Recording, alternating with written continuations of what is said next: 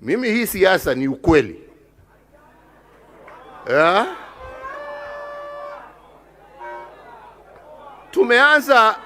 Tumeanza kuona wengine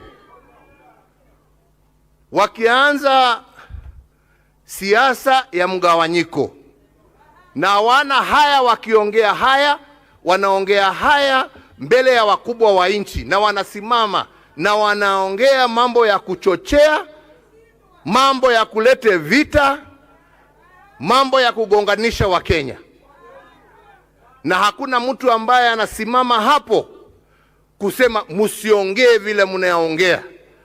Wanaruhusiwa tu waongee yale ambao wanasema.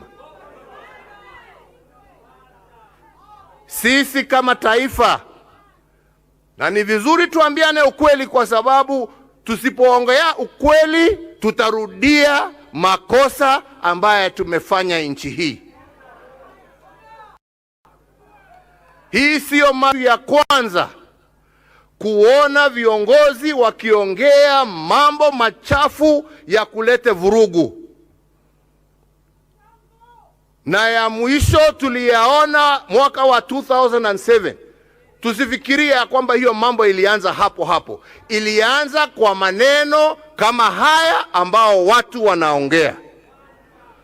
Nawaomba viongozi wa serikali, naomba viongozi wa usalama wa nchi hii yetu ya Kenya, kama kwa